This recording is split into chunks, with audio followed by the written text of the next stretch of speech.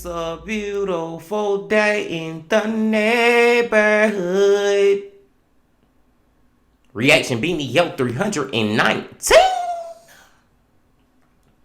Day in the neighborhood. My brothers and sisters, we're back once again, y'all, for another one of these true crime, horror, dark, deep, and mysterious what the is going on type of videos. Happy Labor Day out there to y'all that celebrated. And I love y'all, I thank y'all, and I appreciate y'all for coming on back to the channel once again to fuck with the bean. Now, the channel that we going to today, he dropped this video on Saturday. And ever since then, man, like, I've been thinking about just, I can't wait till me and my brothers and sisters get to watch this video. Like, you know how you just have stuff in the back of your mind as you living your life and going throughout your day, but you still have it in the back of your mind and you can't wait for that opportunity to come? Well, that opportunity is here now. And the channel that I'm talking about is Lazy Masquerade. Back to the Lazy Man, y'all. In the title of the video, photos and videos with disturbing backstories. Now, we'll watch the Lazy Man do a lot of these disturbing backstories with photos and videos, and we already know how he get down. We already know it's gonna be crazy and he gonna do an amazing job. But I was thinking about something, y'all. Now, y'all know how I'm the biggest Mr. Ballin fan. Like, I look at Mr. Ballin as far as these videos that we be watching from these content creators. I call him the God. Like, he is S tier. Like, you know what I'm saying? He is looking over everybody. You get what I'm saying as far as this. But I got to say at the same time, as far as these photos and videos with disturbing backstories, these type of videos, him and the Lazy Man like tit for tat. I can't really say Mr. Ballin better. I can't say Lazy Man better. I'm just gonna put them both up there on that same level, man. That's just how good the Lazy Man is with these videos. And then, as y'all can see with all this talking I'm doing, I'm very excited to get into it. But before we get into it, my brothers and sisters, y'all know what y'all got to do. Get whatever you might need. Get what you need. We back to the Lazy Man, my brothers and sisters. Y'all got what y'all need, y'all ready to go? Then let's fucking go.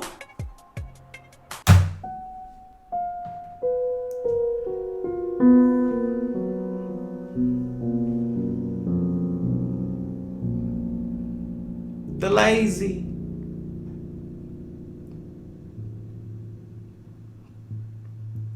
Before we begin today's video, here's my recipe for the perfect start to any day. It's coffee, shower, aftershave. Y'all fuck with whatever the Lazy commercial is, man. Scentbird. The Lazy, he look, oh no, that's his shit, Scentbird. That's what he advertised, man.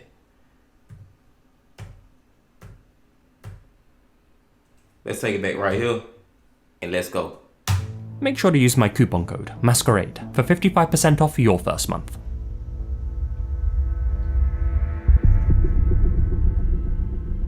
CCTV cameras. The unblinking eyes that are always watching.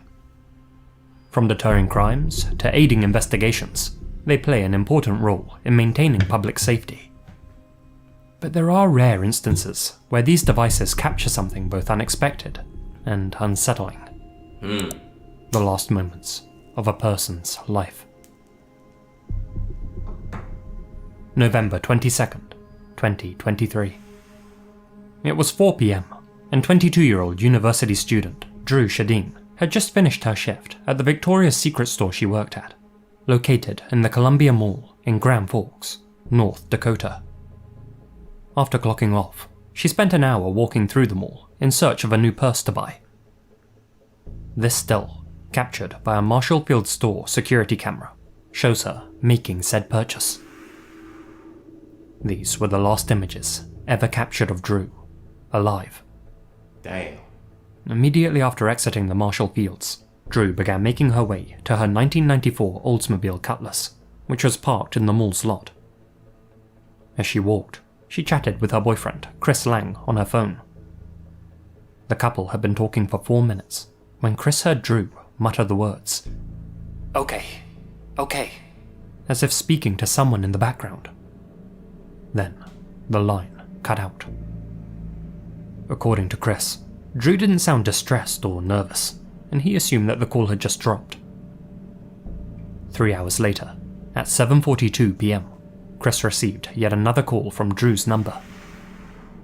He answered, but only heard static and the sounds of buttons being pressed on the other end of the line. According to the authorities, this call had been placed from somewhere near Fisher, Minnesota. When Drew didn't show up for work at her other job that night, her nearest and dearest began to fear that something may have happened to her. Law enforcement were contacted, and an investigation into the young woman's disappearance began. It didn't take them long to find Drew's car. It was right where she had left it, in the mall's parking lot.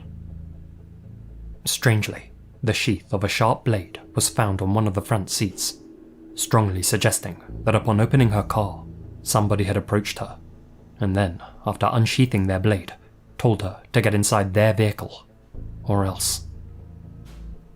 On December 1st, a little over a week after she had vanished, detectives investigating Drew's disappearance paid a visit to a Minnesotan man with a dark past. 50-year-old Alfonso Rodriguez Jr., a registered level 3 offender who lived with his mother in Crookston, a mere 12-mile drive from Fisher. He had been released from prison less than 7 months prior after serving a 23-year sentence for multiple. His level 3 designation meant he was highly likely to reoffend. The investigators questioned Alfonso about Drew's disappearance, and he admitted that he had indeed been near the Columbia Mall on the day that she had disappeared, but he had an explanation for that. At the moment that Drew's call with Chris had cut out, Alfonso had been in the mall cinema, watching the movie Once Upon a Time in Mexico. There was just one problem with that story though. Once Upon a Time in Mexico hadn't been playing in the mall's theatre on November 22nd. Oh, got him. All it takes is just to catch a motherfucker in one lie, and that lie he just told pretty much tells us, that if you're lying about that, then you're lying because you're trying to cover up that you the one who fucking did it. I don't want to accuse him too fast, but it just sounds like this was just a case of Drew got kidnapped by somebody, and more than likely this is the dude. And I hate to say it, but she probably died also. In fact, it hadn't been playing anywhere in Grand Forks. Tell us that you went to the movie theater, but that doesn't really pan out. You think maybe you were actually somewhere else than the movie theater? I don't know. No, I don't know. I know I wasn't at the mall when this girl was abducted. Officers also found receipts in Alfonso's wallet. Receipts for a knife, which he had purchased at a store just outside the mall on November 22nd. That same blade was found inside his car, soaking in a cleaning solution. A woman's shoe and blood were also found inside his vehicle. Both belonged to Drew. Damn. On April 17th, 2004, 5.5 long months after she had gone missing, Drew's body was finally discovered just west of Crookston, Minnesota, hidden in a drainage ditch. She had been concealed under a blanket of snow which had only just thawed. Her hands were bound behind her back. She had been punctured by a sharp blade and showed signs of having been. A shopping bag found nearby is believed to have been placed over her head. An exact COD has never been established. It may have been the punctures. It may have been the bag on her head. It may have been that Alfonso simply left her to the elements. Ooh. Aside from the obvious, Alfonso had made one fatal mistake. He had forcibly taken Drew in the mall car park in North Dakota, but took her life in Minnesota. That meant that the incident had occurred across state lines, making it a federal case. Wow. Individually, neither North Dakota or Minnesota have the death penalty, but federal cases are eligible for capital punishment. So rather than facing just a life behind bars, Alfonso was now looking at an early departure from this life. And good for his motherfucking ass. I'm not glad that you did this, but I'm glad that he did take her across state lines to do this, so now your ass can get the death penalty, and I hope that's what he get. And I hope they already executed his ass. His case was the first capital trial to be held in North Dakota in a century. After being found guilty of taking Drew's life, Alfonso was formally sentenced to death on February 8th, 2006. However, that decision would be amended on May 18th, 2023. Wow. When the sentence was reduced to life without parole. And then look how many years it took for them to do that. That's why I said I hope they have, because this was an early 2000 case. In 2006, my brothers and sisters, this man got got the death penalty. Just say it like that, got the damn death penalty. It's 2003. Why is he still alive all these fucking years later any goddamn way? That's almost 20 years later. What that is, 2006, 2003. What it is, like 17 years? My math is correcting right now, if it's right.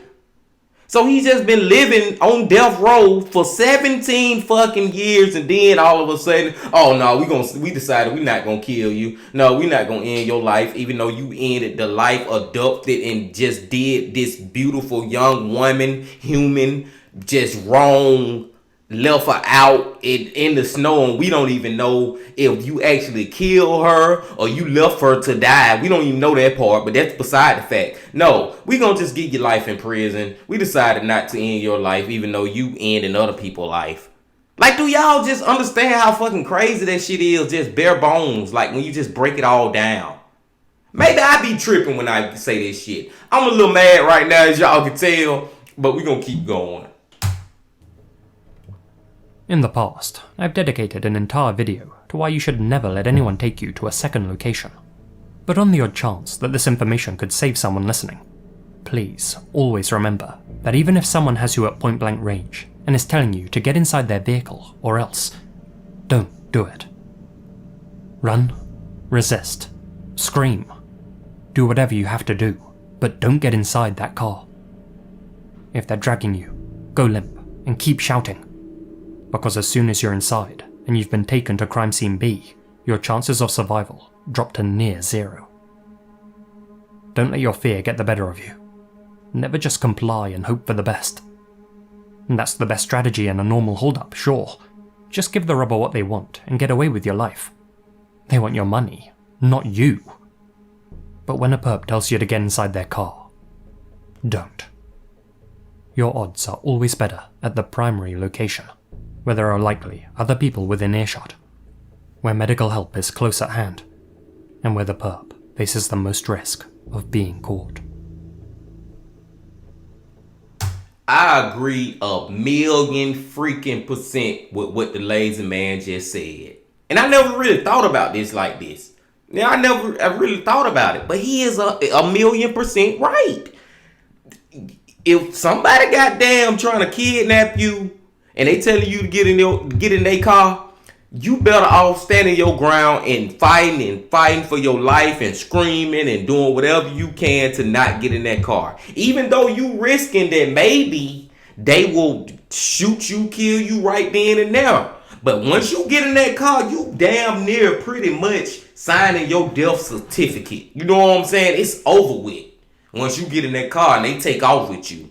So it's best. I never thought about that, y'all. I know some of y'all are like, man, damn, I been thought about that. But I never thought about that. And the lazy man is 100% right, man. You ever find yourself in this situation? Because you remember in this one, the lady was like, okay. Like she was just listening to the dude. I know it would be scary as fuck for a stranger to just walk up to you with a gun and telling you to get in the car. The shit gonna scare the fuck out of you. I get it. It's scary. But at the same time, hell no, you gonna have to shoot and kill me right here before I get in your damn car, and then you do all this crazy shit to me and I still end up fucking dead. Let's go. That was a great lesson from the lazy man. That was great words.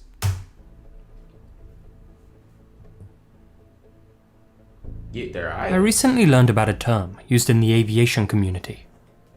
Get there-itis. known as the pilot killer, Get-There-itis has claimed the lives of many aviators, celebrities, and VIPs. Whether due to pressure from their clients, their bosses, or even themselves, private plane and helicopter operators will often embark on flights despite dangerous conditions or capacity issues, all in an effort to just get there. It could be that the pilot has a lot of money riding on the flight itself, or that they just want to finish up with work and get home to their families.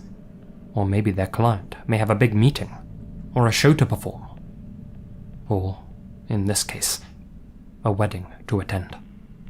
Man, get there itis sound like some bullshit, man. I don't care what's the reason that you gotta get there. If it's not safe to get there, don't fucking go there. Like, you know what I'm saying? No, I'm not with this get there shit. Get there itis. Man, that's a fucked up itis to have. That's a dangerous itis to have. Their own wedding. It was December 2016, and 32-year-old Rosemary de Nascimento Silva was on her way to the altar to marry her fiancé, Uderli Damasceno. Their wedding venue was located in the rural outskirts of Sao Paulo, Brazil, with plenty of large fields around. And so, rather than arrive in a luxury car or a horse-drawn carriage, Rosemary wanted to make a statement. That love has no bounds. And what better way to make that statement than by arriving in a helicopter? Making her entrance in such a fashion had been a dream of Rosemary's since she was just a child, and she had booked her flight in secret, hoping to stun both her guests and her future husband, and make her arrival an unforgettable moment. Of the 300 people attending the wedding, only 6 of them knew about Rosemary's planned surprise. It was supposed to be the happiest moment of her life. Not the last.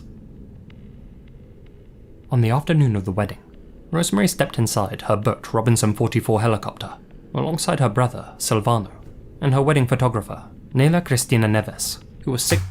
I don't know where we seen this at, my brothers and sisters. I think it was Tragedy Tales, but I remember this. But I didn't get the full story like we get now. But I remember this, man. And it's sad as fuck. 6 months pregnant. Despite poor visibility and weather conditions, their pilot, Peterson Pinheiro, decided that the flight could go ahead as planned. It's unclear why he felt this way. He may have felt pressured into just getting there, but ultimately, it was his choice to go ahead with the proceedings. It was going to be a rough flight though, no doubt about that, but the show must go on. Besides, their route to the wedding venue was only a 15-minute flight. Even if things got a little bumpy for the passengers, it'd all be over before they knew it. Wedding photographer Nayla filmed the entire flight. And if you just look out of both of the doors or windows, whatever the fuck the shit called, on the left and right of the lady and the man. Just look at how fucking cloudy it is, y'all. You can't see shit out there. And y'all up in a fucking helicopter right now? It's cloudy as fuck. Foggy as fuck. Man, I just hate they even decided to do this. The passengers all appear happy, albeit a little apprehensive. And looking at just how thick the fog was outside, it's easy to see why. As the flight progresses, the look of concern on Rosemary and Silvano's faces becomes all the more apparent, especially when they hit turbulence and the helicopter begins making some unexpected noises. Nayla turns her camera. Bro, like, just look at that, y'all. What can he see? What can he see? Other than nothing. That is the legit. That is the definition of nothing. Out his that windshield of that helicopter. He is basically looking at nothing. Man, I hate they did this shit. I hate they went up in the air this day. And this just go back to Kobe Bean Bryant. One of my favorite men ever to walk planet Earth, and how he passed away, man. Same fucking way in these fucking helicopters. I'm never, ever in my life ever getting in a fucking helicopter. To show just how thick the fog outside was. At which point, disaster strikes. The pilot urges everyone to remain calm. And then, in a heartbeat, the helicopter collides with the ground, killing all 4 passengers on impact. Damn! The camera continues to roll, and 2 minutes later, voices from locals in the background can be heard approaching the wreckage, announcing, "They're dead." The helicopter had crashed in a wooded area beside a main road, just 1 mile from their destination.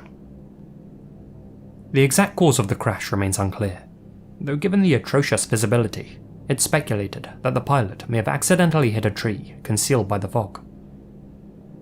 Still, no explanation could mend the broken hearts left behind. Rosemary's parents, guests, and of course groom continue to wait patiently for her to arrive, mingling and preparing for a day of celebration, unaware of what had just happened to her. Eventually, news of the crash made its way to the pastor, who informed the groom of the tragedy. Udurley, who knew nothing about his bride-to-be's planned surprise, was left in a state of total shock and dismay. I suppose Rosemary's story reminds us of the fragility of life, how quickly and unexpectedly it can be snatched away from us, and how we should prioritize safety and value the time we have with the people who matter most. The full video clip of the crash can be found online, though I don't recommend seeking it out. It's not graphic, but hearing the passengers' screams and seeing the terror on their faces moments before their end, well, that stays with you.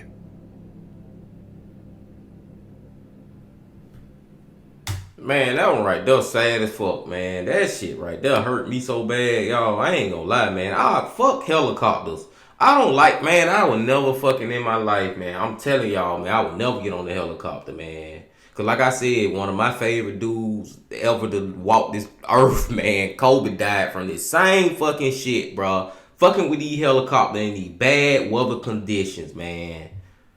Rest in peace to Rosemary, man. God, leave, man. Oh, that one was tough, y'all. Let's go to rock the boat.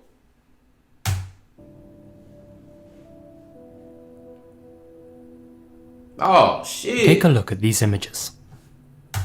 This fucking Aaliyah. R.I.P. to Aaliyah. They're taken from the music video for the 2001 single, Rock the Boat, performed by Alia Dana Horton, better known simply as Alia, a singer from the late 90s, early 2000s, whose self-titled album is genuinely one of my favourite pop records from that era.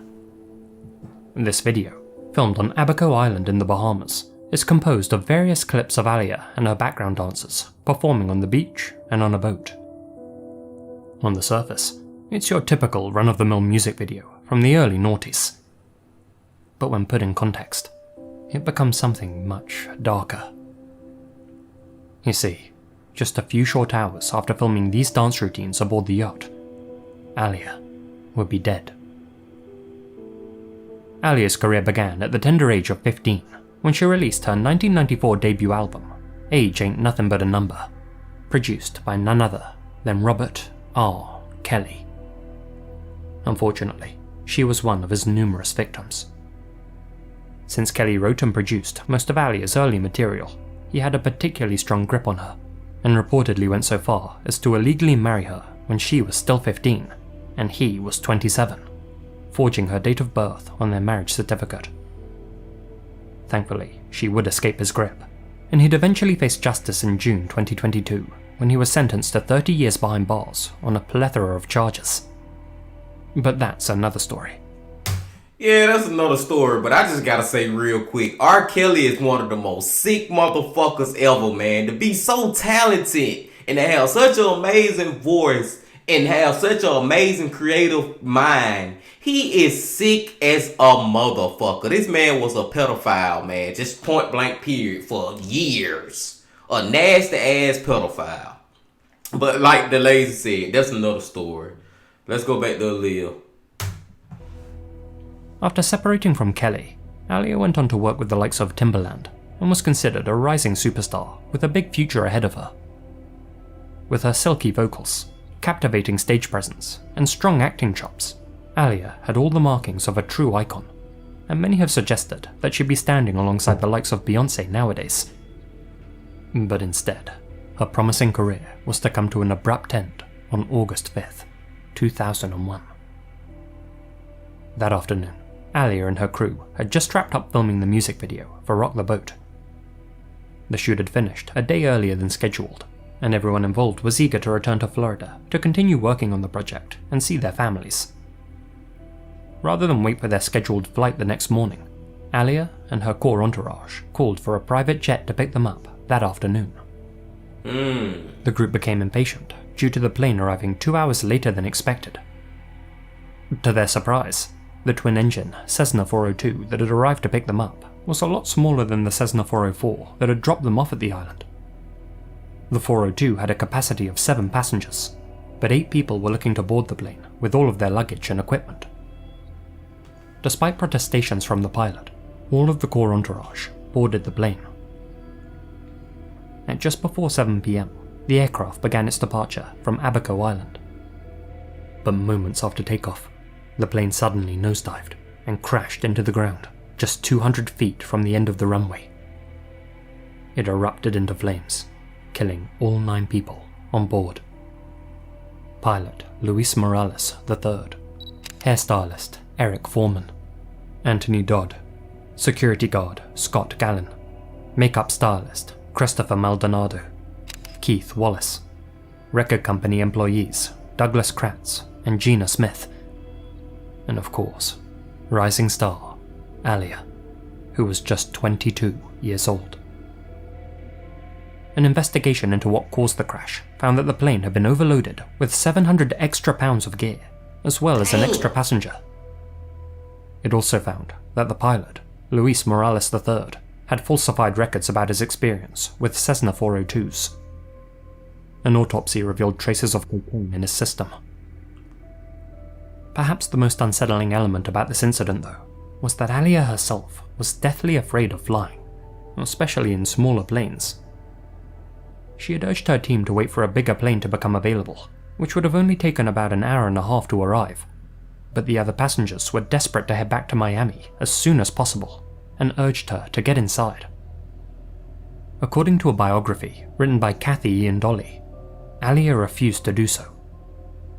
In response, one of her entourage slipped her a sedative, which rendered her unconscious. What the fucking hell?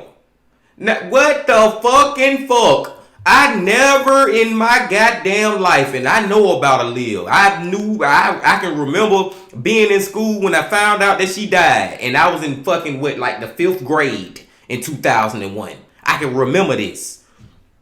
I always heard about it. The plane was overloaded. It was too much weight on the plane. Long story short, story long. But I never heard about somebody drugging her and making her unconscious, basically forcing her on the plane. Is this true? This just, I gotta look this up. Is this true, Lazy? The Lazy. Is this true? Cause you just blew my mind with this information, dude. She was then carried aboard the plane. As far as I can tell, no witnesses have come forward to corroborate Kathy and Dolly's version of events. But if true, that adds a whole new layer of horror to this story. What we do know is that members of Alia's entourage were heard arguing with the pilot shortly before takeoff. According to one witness, quote, "The pilot tried to convince them that the plane was overloaded, but they insisted that they had chartered the plane and that they had to be in Miami Saturday night." And so it was that in yet another case of get-there-itis, 9 more lives came to an end. You can find the original version of Alia's Rock the Boat music video right here on YouTube. Watching it now, knowing that the clips of her dancing on the yacht were filmed mere hours before her demise, is a strange experience, to say the least. You're not just watching a choreographed dance routine set to music. You're witnessing the last moments of Alia's life. Her final day immortalized in a video, where she'll remain forever young. Rest in peace to Aaliyah, y'all. That one right there, man, he just brought back like my feelings about that, man. Cause like I said, y'all, I can remember when it happened, and I was young as fuck. I can remember it, just like I can remember when they said Lisa Left Eye had died. But as far as Aaliyah, y'all, for y'all who don't know who Aaliyah is or was, this lady was really gonna be Beyonce before Beyonce. This lady was gonna be what the damn girl name? Rihanna. This was Rihanna before Rihanna. Like, this was the one.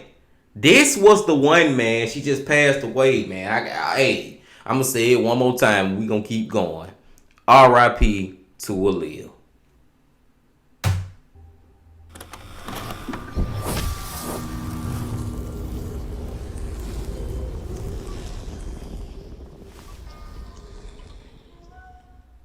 Hit that bell for the lazy.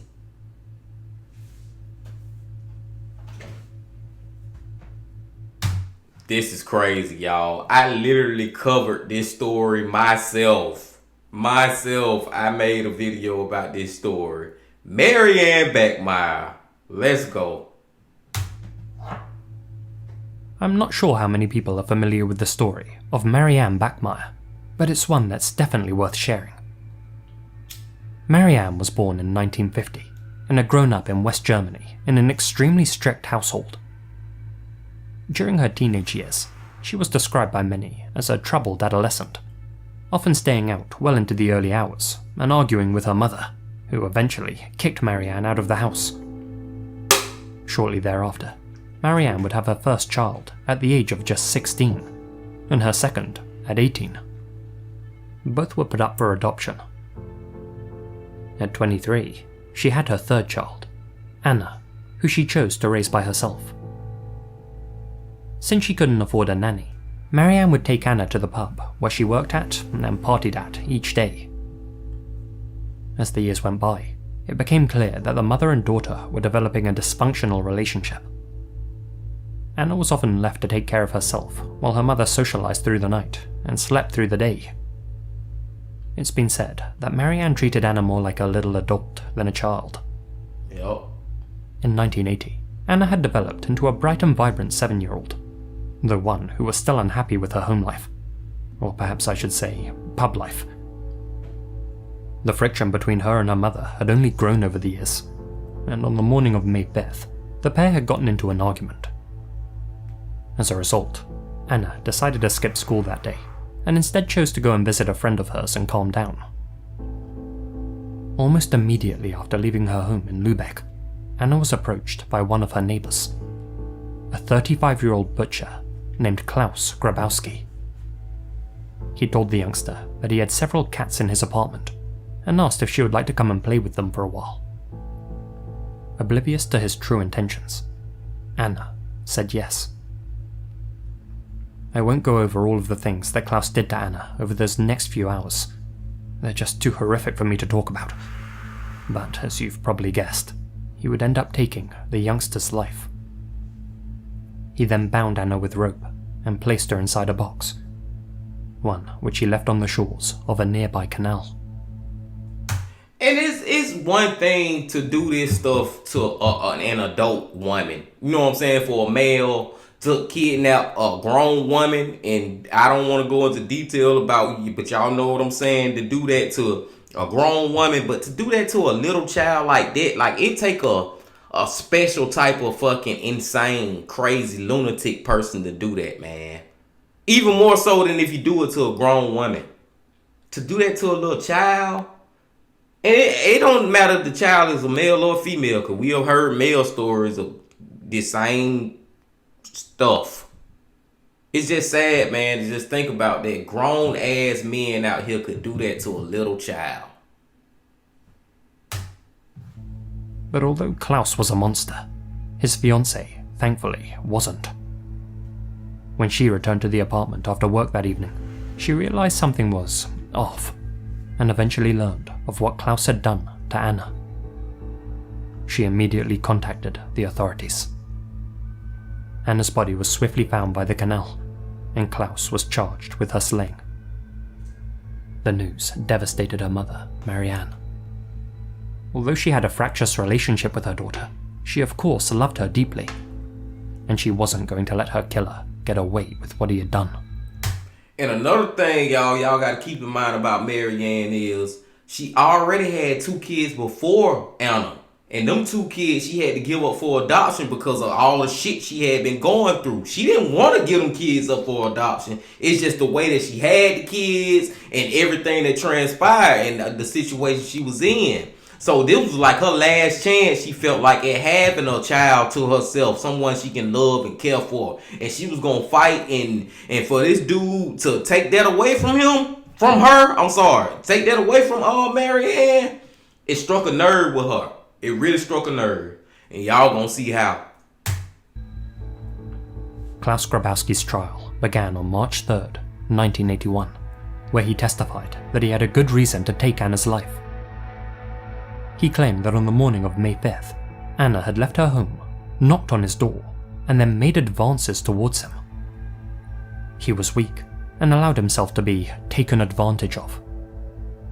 According to Klaus, Anna then tried to blackmail him out of all of his money, saying that she'd tell the authorities what he had done if he didn't pay up. Listen to how ridiculous that story is. He claimed this little girl, this little young child, blackmailed him on some sexual money laundering type shit. The fuck? Oh, some of these people just get on my last fucking nerves, man. Outraged by his obvious lie, Marianne decided to end this creep's existence. This photo of Marianne wearing a long coat was snapped on March 6th as she entered the courthouse for the 3rd day of the trial. What the image doesn't show, however, is what this vengeful mother was concealing under her coat in that very moment, and what she'd do with it just a mere minutes later. The courtroom was packed to the brim that morning, with Klaus Grabowski standing with his back to the room at the far end. Without hesitation, Marianne positioned herself, withdrew her .22 caliber Beretta, which she had snuck in under her coat, and fired 8 shots at Klaus. 7 hit their target, ending the life of Klaus Grabowski. Marianne was immediately taken into custody without resistance. Needless to say, Marianne's case generated massive headlines, both in Germany and overseas.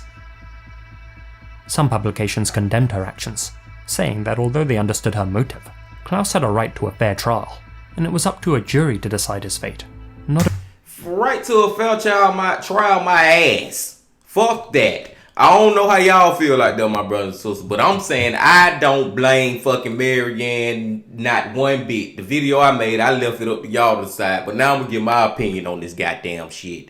What she did, I 100% support her. I will support her in what she did. Now, at the same time, she gotta face consequences for what she did. Also, she gotta face consequences because this is not a self-defense type thing. I know how bad she hurt from him taking her child, but you do the crime, you gotta do the time. But it looked like she didn't give a fuck about that damn time. And I feel like that's the same way I would be. So that's why I say I back her up. And anybody who's saying he should have had a fair trial and all that, fuck you. Fuck that. a vigilante. Others, however, sided with her, stating that she had done the right thing by avenging her daughter. One person who arguably agreed with the latter opinion was the judge presiding over Marianne's trial. Although she had been found guilty of premeditated manslaughter, he sentenced Marianne to just 6 years, and she was paroled in June of 1985 after serving just 2 years and 10 months. Marianne Bachmeier passed away on September 17, 1996, at the young age of just 46. She's buried in Lübeck, alongside her daughter, Anna. And I gotta come in on this too, because on plenty of these reactions that we be doing, y'all, I have said many times before, if you kill somebody, you need to either do life in prison, and I be talking about give them the death penalty, You know what I'm saying? But this is, I don't want to be a hypocrite or nothing like that, but I just feel like this is a time where we can make a fucking exception to all that shit. She did a little time. I ain't mad at it. I don't know, man. I'm just saying, man. I just don't feel like that lady did nothing wrong, man, to walk in that courtroom and kill that fucking man, bro. I'm glad that she got that little time and got out and lived a little bit more of her life before she eventually passed away. Hey, sometimes we just gotta make an exception to the rules, y'all. What that lady had to go through, like I said, I back her 1,000% for what she did.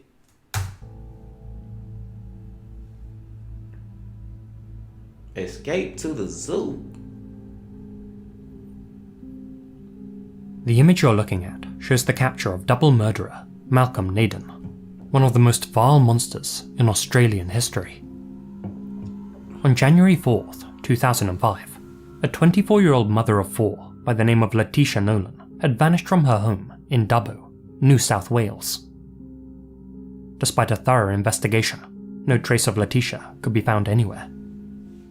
It remained unclear whether she had left of her own accord, or whether something more sinister had happened to her. But one person was certainly on the investigators' radar. Letitia's own cousin, Malcolm Naden, a 32-year-old abattoir worker who had performed indecent acts upon a youth the previous year. Wow. They kept a close eye on Naden, but given that there were no signs of a struggle inside Letitia's home, no body to examine, and no forensic evidence to speak of, all they could do was wait for him to slip up. Then, just 5 months after Letitia went missing, 24-year-old Christy Scholes was found strangled and lifeless in the West Dubbo home of her boyfriend's grandparents. And you know who else was living in that same house at the same time? The cousin of Christy's boyfriend, Malcolm Naden. But rather than stick around and face the consequences of his actions, Naden instead fled the house and went on the run, becoming one of New South Wales's most wanted fugitives, and sparking a manhunt that would last for almost 7 years. Damn, 7 years? During his time as an outlaw, Naden made use of an unusual hideout: the Western Plains Zoo. There, he broke into the manager's hut, where he set up a camp in the roof cavity. During the day, he'd remain up there and stay silent, with the staff and zoogoers completely unaware of his presence. Any noise they did hear in the hut was assumed to be a possum. After the zoo had been closed and locked up, however, he'd venture out into the empty 300-hectare park in search of nourishment, stealing bananas from elephants, rummaging through bins for thrown-out scraps, and using coin-fed barbecues to cook himself meals. This is crazy as fuck, y'all. I've never heard of a goddamn somebody hiding out in a zoo, away from the police, like literally living in a zoo. Wow. During a particularly desperate moment, he even tore the head off a Galapagos tortoise and, quote, sucked out its guts. Okay, he fighting for survival in the zoo. This man literally eating the damn animals to stay alive in the zoo. Wow. Naden spent months hiding in the zoo and living amongst the thousands of animals that called it home. That is, until someone spotted him. In a book titled The Contractor, a freelance security expert has described hunting Naden through the Western Plains Zoo with his trusty Remington. He'd received a report of a suspected homeless person living there. Someone had been taking bananas, and the barbecues were found to still be hot at 5 AM. One employee had even seen a trespasser showering in the manager's hut and described him to the book's author, Mike Abernathy, who immediately began investigating. In one chapter, he tells of how he came close to capturing Naden in November of 2005, when he finally did encounter him. We laid fishing line across some of the main footpaths. It wouldn't trap him, but I'd know if he'd been using that trail. By evening, Roger and I were bushed and hungry. So at around 10:40 PM, we left the zoo and headed for Dubbo KFC. We were almost there when Roger got an alert on his mobile phone. We U-turned fast and zipped back to the zoo, where the alert was telling us the breach was in the admin building, right at the main entrance. I told Roger what I was thinking as we drove. The zoo would be black, so he was to let me out in the darkness before we drove the extra 150 meters to the building. We got to the main gate, where he slowed and let the Commodore roll just inside the gateway. I got out, and it was a still, warm night, and I stalked to my left, through some trees and past the hire center. I crossed the main car park in pitch blackness. It was dark and quiet and very still. Roger continued motoring to the admin building, and as he slowed to a stop, he hit his high beams. Right in front of me, beside a large LPG tank against the admin building, a man stood up. It was him. He was looking away from me at the time, at the car, but he quickly turned back. I don't know who was more scared, him or me, but we were 3 meters from one another, and the way our eyes locked was primordial. The look we shared was one of mutual homicide. I was ready to kill him, because those eyes told me that was the only way he would allow himself to be caught.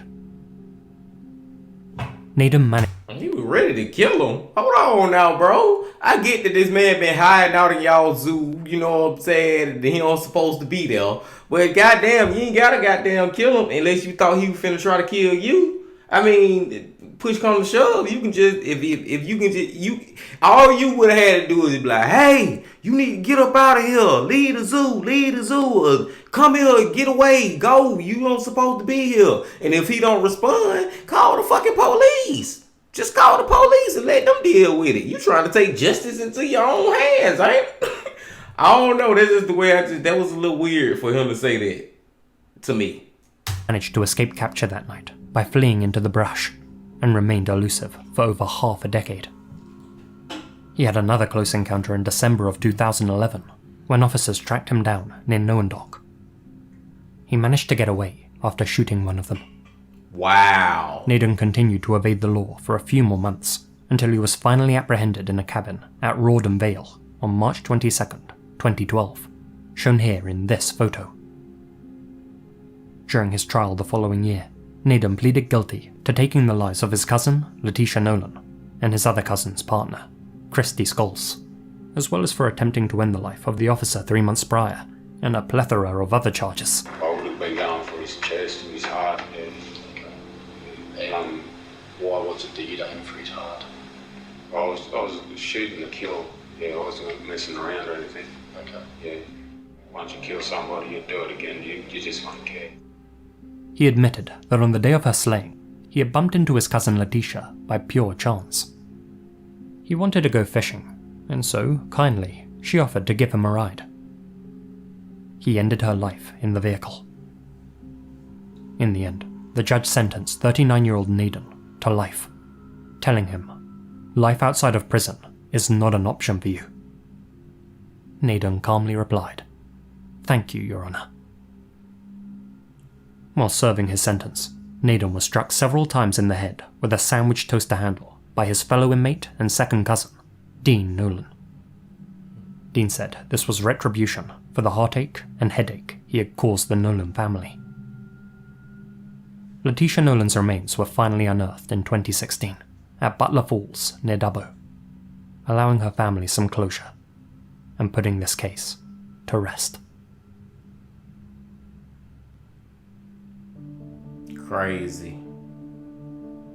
A huge thank you to all of my supporters here on YouTube. Crazy.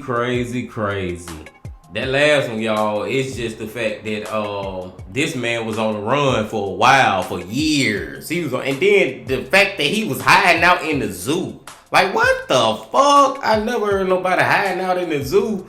And it's crazy how people, it don't matter who you are.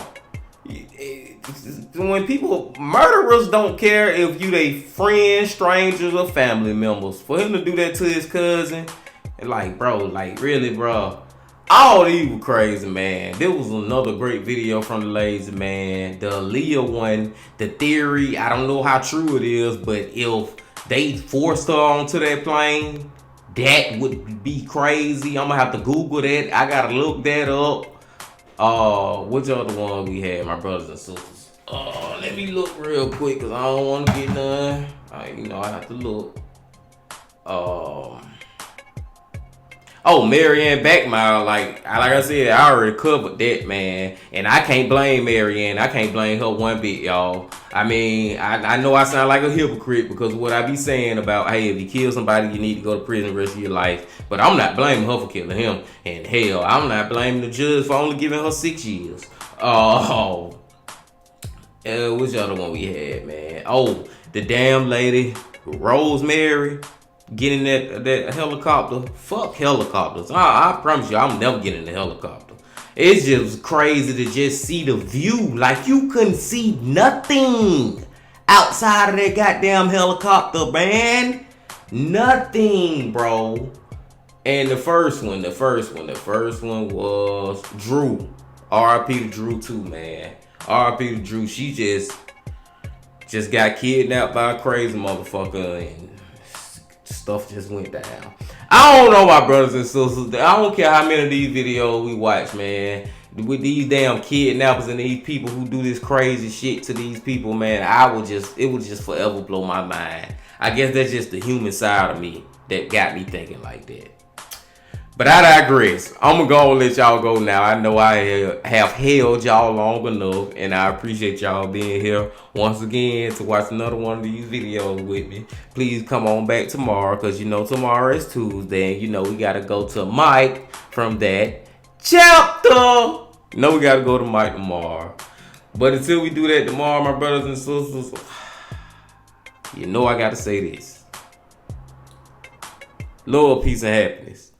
Stay safe. Don't stop. Keep going. Yeah.